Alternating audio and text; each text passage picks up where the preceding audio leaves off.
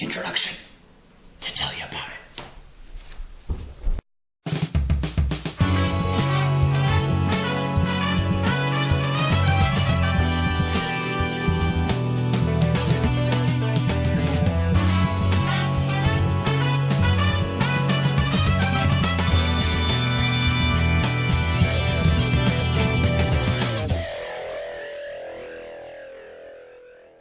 Hello everyone, Jeff Eccles here with The Lonely Vine, and I gotta say, leading in this episode has been it's been a bit of a challenge to get this one to you. So I'm hoping that this one works out, that this version works out, and you're gonna actually be able to see something. You know, I tried making one early in the week. I was devoting a show and a post earlier about rosés, so I wanted to taste one there, and I did a whole show on it. It was actually a pretty good show, and then when I got done, I realized that I never turned the camera on. So, you know, ID10T error there. Whoops. So then, you know, the next one, I went ahead and tried to make another one, and that one was going to be on Malbec, because even though today's Thursday, I tried recording it yesterday on the actual World Malbec Day, and, you know, and I've had this problem before, but once I started smelling it and tasting it, it had a lot of the oak monster attacking in it, you know, and sometimes when you have a wine that's really oaky and it comes on really strong, you know, maybe you like that and you guzzle it down, and maybe you don't, and you know, it's really kind of off-putting. But what I found is that if you give it some time, if you give those wines that may seem like they've got too much oak a little bit of time, that can actually that oakiness kind of burns off, and you get the fruit comes through a little bit more. So that was the second episode I tried taping, and it was just kind of, and so I didn't want to go with that one. So now we're trying number 3. So what I did was I poured the Malbec that I thought was a little over oaked into a glass last night and just let it sit. So just let it kind of burn some of that off, hopefully, and see if we get a more better, happier outcome this time. You know, and then I figured, you know, I still got this rosé laying around. May as well try that. May as well compare the opened up Malbec and the not opened up. Why not? I'll just pour wine all day. So let's see what happens with this. First off, I'm going to try the Villa d'Angs. I don't know. This is a rosé. This is a Languedoc rosé. 100% Cinsault. Great.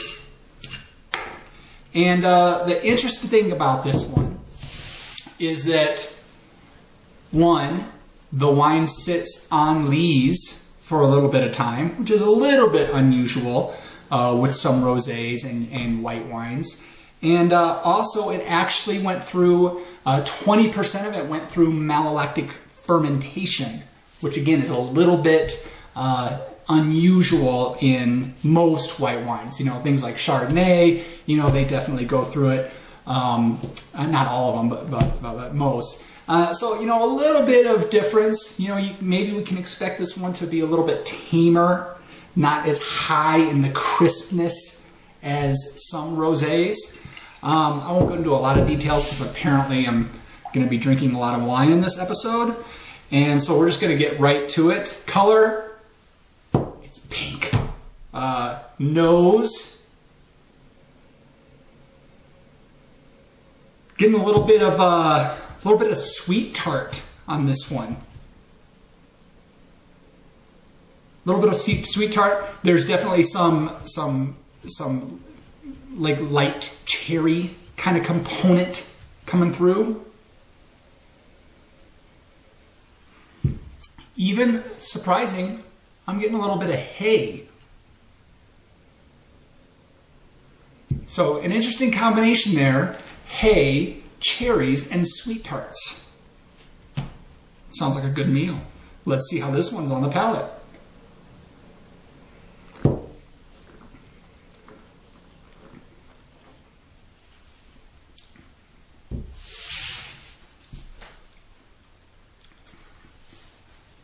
A lot of things you expect out of a rosé is pretty light in body.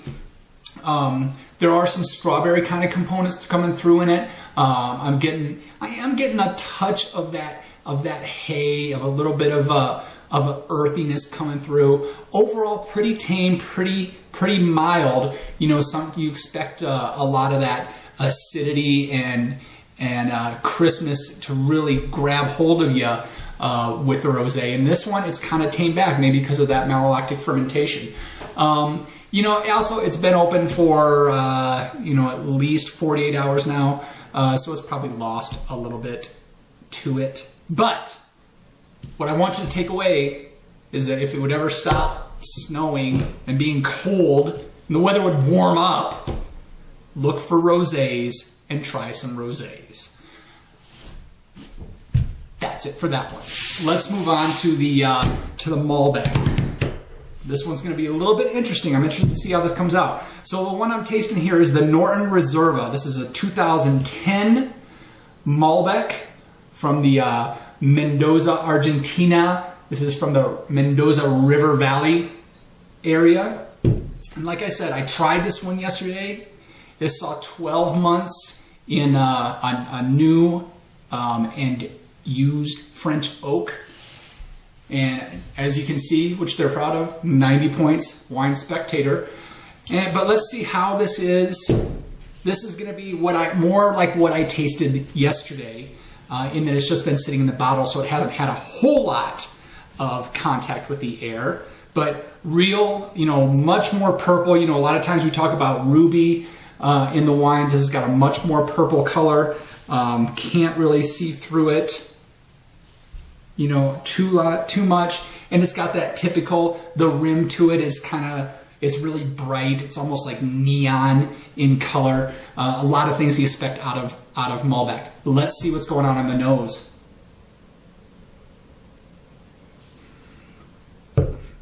So yeah, first thing I get out of it is that woodsy cedar box, oak chip kind of thing. Get a lot of oak presence, almost camouflaging the fruit.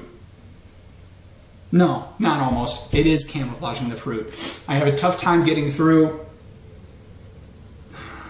to, you know, there is some blueberry kind of coming through there, but really I'm getting mostly oak. Now, before I taste this one, let's try this one. This one's been sitting in the glass all night. Let's see if anything's changed on the nose. So see now, here I'm getting much more, I'm getting some black pepper coming through, I'm getting some blueberry coming through, I'm getting much more fruit coming through on the nose already.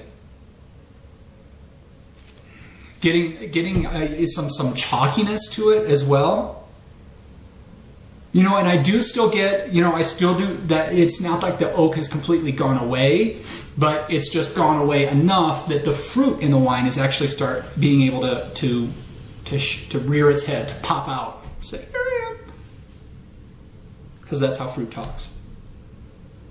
Okay, so definitely a big difference there. Definitely like the nose on this one much more. Yeah, so I'm getting that black pepper, I'm getting some blueberry, I'm getting a little bit of a forest floor kind of thing, a little bit of that earthiness, you know, and then I'm getting a little bit of that cedar box, a little bit of the oak that's coming through as well. Let's go ahead and taste them up. We'll taste the right out of the bottle first. It's amazing the difference. I wish the smell-o-vision was working so you could see the difference in these two on the nose.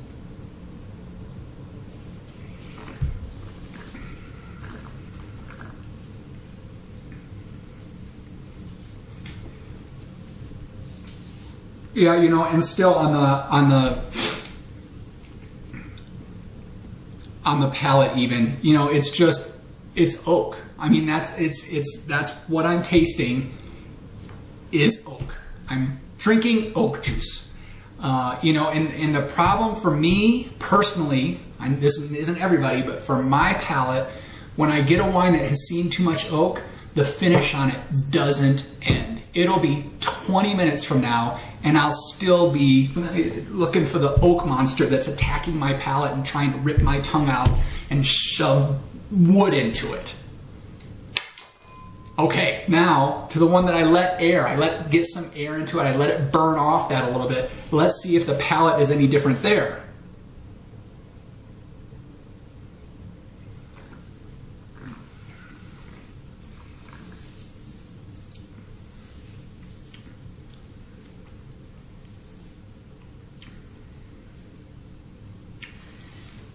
Okay, so on the palate here,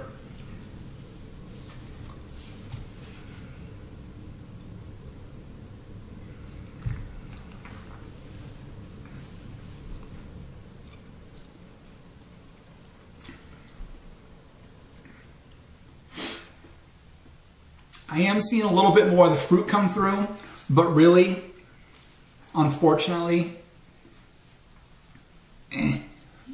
it's still, I thought it would be a lot different, but it really isn't. I still get a big oak presence coming through on the palate of this wine. You know, and a lot of people really like that. A lot of people like that additional flavor to the wine. But to me, it really just overpowers the fruit, and it just hides everything of what can be coming through. It's just not my palate. That's not where my palate's at right now in my wine drinking endeavors. So overall, and if I could, let me look past that and try to give you a sense of the overall wine.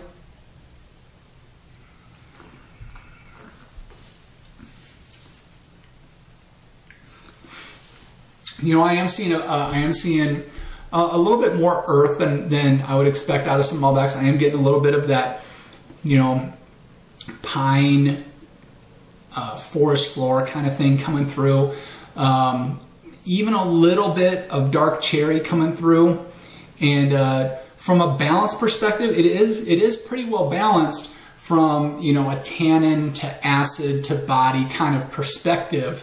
You know, it's got a decent amount of acid. There's a decent amount of tannin coming through there. I don't get one really overpowering another. The only thing that's really overpowering it for my palate is the oak. So, you know, I'm not gonna put a score to this one because, you know,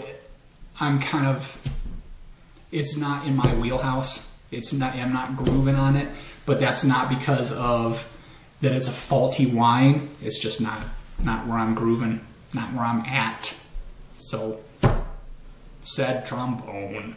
Okay, so I think that's going to do it for today's show.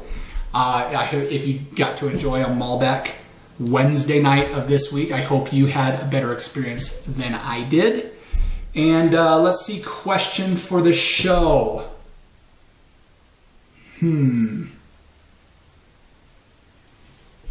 What you doing this weekend? That's it. Is it wine related? Is it not wine related? I don't really care. I'm just curious what your plans are for this upcoming weekend. That's it for me. Until next time, everybody. Cheers.